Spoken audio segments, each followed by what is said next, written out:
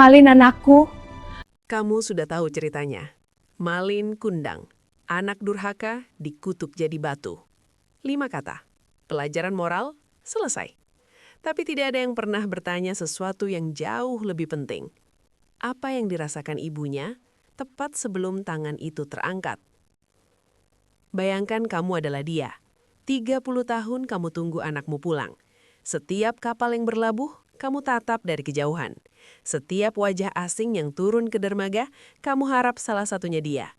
Dan hari itu, dia benar-benar datang.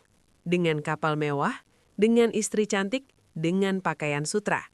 Dan dia menatap matamu, lalu berpaling. Di titik itu, apa yang kamu lakukan? Hari ini kita tidak akan menghakimi Malin Kundang. Hari ini, kita akan duduk di sisi ibunya. Dan mungkin kita akan menemukan bahwa cerita ini jauh lebih rumit dari yang pernah diajarkan. Kita semua belajar versi ini. Malin Kundang miskin, Malin pergi merantau, Malin kaya, Malin lupa ibu, Malin kena kutuk, Malin jadi batu. 1 paragraf, 1 pelajaran, 1 sudut pandang. Tapi coba perhatikan sesuatu yang aneh. Dalam versi yang diajarkan di sekolah, sang ibu nyaris tidak punya suara. Kita tidak tahu namanya. Kita tidak tahu berapa lama dia menunggu. Kita tidak tahu apa yang dia rasakan detik demi detik sejak kepergian Malin. Dia hanya ada, lalu mengutuk, lalu selesai. Kita hidup di era yang mengajarkan kita untuk melihat semua cerita dari berbagai sisi. Kita tahu bahwa penjahat punya latar belakang. Kita tahu bahwa korban punya kompleksitas. Tapi entah mengapa, Ibu Malin Kundang selalu kita biarkan berdiri sendiri di pantai itu. Tanpa nama, tanpa cerita, tanpa keadilan naratif. Hari ini, kita perbaiki itu. Di video ini, kita akan melakukan sesuatu yang tidak pernah dilakukan buku pelajaran manapun. Kita akan masuk ke dalam kepala sang ibu, detik demi detik, momen per momen. Mulai dari hari Malin pergi, hingga tangan itu terangkat. Dan di akhir video ini, aku akan tanya 1 pertanyaan kepadamu. Pertanyaan yang tidak punya jawaban benar atau salah, tapi pertanyaan yang mungkin akan membuatmu memikirkan hubunganmu sendiri dengan orang-orang yang kamu cintai. Kalau konten seperti ini yang kamu cari, cerita lama yang diceritakan dengan cara yang baru, subscribe sekarang. Karena di Topong Y, ini baru permulaan. Kisah Malin Kundang bukan sekedar dongeng. Dalam tradisi lisan Minangkabau, ia adalah salah satu cerita yang paling hidup. Diceritakan oleh nenek kepada cucu, oleh ibu kepada anak selama ratusan tahun. Ada batu di pantai air manis Padang yang dipercaya sebagai sisa tubuh Malin Kundang. Jutaan orang sudah melihatnya, difoto, diupload, di-caption. Tapi batu itu bisu, dia tidak bisa cerita. Yang bisa cerita adalah suara-suara yang selama ini kita abaikan. Dalam banyak versi cerita, dia tidak punya nama. Tapi hari ini kita akan memanggilnya Mak Minah. Nama yang sering disebut dalam tradisi lisan Minangkabau. Mak Minah adalah janda. Suaminya meninggal ketika Malin masih kecil. Dia membesarkan Malin sendirian, mencari ikan, menjual ke pasar, tidur lapar agar Malin kenyang.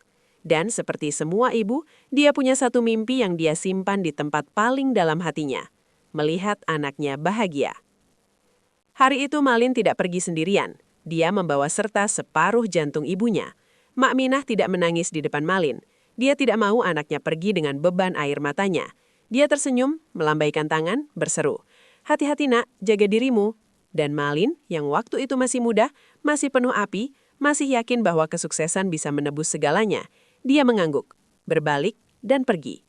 Mak Minah menunggu kapalnya menghilang dari pandangan, lalu baru dia menangis. 1 tahun berlalu, tidak ada kabar. 5 tahun, masih tidak ada. 10 tahun. Mak Minah tidak punya foto Malin, tidak ada nomor telepon, tidak ada alamat. Yang dia punya cuma satu, kenangan suara Malin memanggil "Mak" di pagi hari.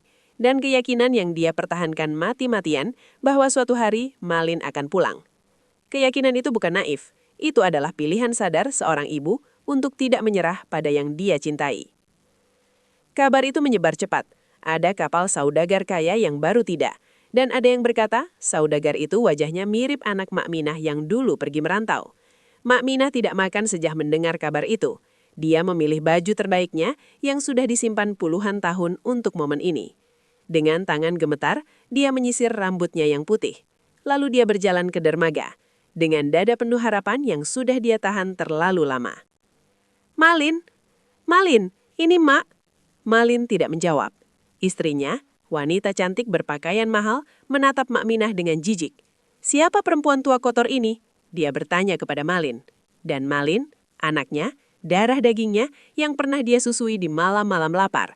Dia menjawab, "Tidak tahu, orang gila mungkin." Mak Minah berdiri terpaku. Bukan karena tidak percaya, tapi karena dia percaya dan itulah yang paling menyakitkan. Anaknya ada di sana, sehat, kaya, bahagia, dan dia memilih untuk tidak mengenalinya. Ada satu hal yang hampir tidak pernah dibicarakan. Antara penolakan Malin dan kutuk itu, ada jeda. Mak Minah tidak langsung mengangkat tangan. Dia duduk, menangis, mungkin berdoa, mungkin bertanya pada dirinya sendiri kebanyak kali apakah ini benar-benar Malin. Dan di titik itu, dia punya pilihan. Pulang, diam, memaafkan dari jauhan, melanjutkan hidup. Atau berdiri, menghadap laut, dan mengucapkan kata-kata yang tidak bisa dicabut kembali. Apa yang membuat seorang ibu yang hidupnya adalah cinta untuk anaknya memilih yang kedua? Ada 3 cara membaca tindakan Mak Minah. Pertama, ini adalah kemarahan seorang manusia yang patah hati. Bukan tindakan seorang ibu, tapi tindakan manusia yang rasa sakitnya sudah melampaui batas kesabarannya. Kedua, ini adalah doa terakhir seorang ibu, bukan untuk menghancurkan Malin, tapi untuk memaksanya berhenti, untuk membuatnya menghadapi konsekuensi dari pilihannya, seperti disiplin yang terlambat 20 tahun. Ketiga, ini bukan kutukan, ini adalah pelepasan. Mak Minah melepaskan Malin, sepenuhnya, untuk terakhir kalinya, karena dia tidak bisa lagi menahan beban cinta yang tidak pernah diakui. 3 interpretasi, 3 kebenaran yang berbeda, dan tidak ada satupun yang salah. Ada satu hal yang hampir tidak pernah dibicarakan. Batu Malin Kundang masih ada sampai hari ini, di pantai air manis Padang. Jutaan orang sudah berfoto di sana. Tapi coba bayangkan ini, setiap malam ketika wisatawan sudah pergi, ketika pantai sudah sepi, siapa yang menemani batu itu? Dalam beberapa versi tradisi lisan yang lebih tua, Mak Minah tidak pergi jauh. Dia tetap di pantai itu setiap hari, memandang batu yang dulunya anaknya. Bukan karena dia menyesal mengutuk, tapi karena bahkan setelah segalanya, dia masih tidak bisa berhenti mencintainya. Sekarang, pertanyaanku untukmu. Siapa yang bersalah? Malin yang lupa diri ketika sukses? Atau ibunya yang tidak bisa menerima bahwa anaknya sudah menjadi orang lain? Atau sistem yang mengajarkan kita bahwa cinta orang tua harus tanpa syarat, tapi tidak pernah mengajarkan anak-anak bahwa cinta itu punya biaya? Tidak ada jawaban yang benar di sini. Tapi mungkin pertanyaan ini bisa membuatmu menelpon seseorang hari ini.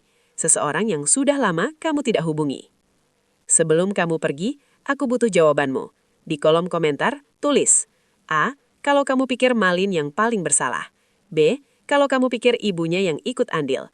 C. Kalau kamu pikir keduanya adalah korban dari sesuatu yang lebih besar. Aku akan baca semuanya. Dan komentar terbaik akan aku jadikan bahan video berikutnya. Ini bukan sekedar polling. Ini adalah percakapan yang sudah seharusnya kita miliki. Kalau video ini mengubah cara kamu melihat cerita yang sudah kamu kenal sejak kecil, berarti Topong Wai adalah channel yang kamu cari. Subscribe dan aktifkan notifikasi, karena episode berikutnya bahkan lebih dalam dari ini. Kita akan bicara tentang sosok yang bukan manusia, bukan hantu, tapi lebih ditakuti dari keduanya. Ratu, penguasa, tragedi. Sampai jumpa di Topong Wai, cerita lama, rasa baru.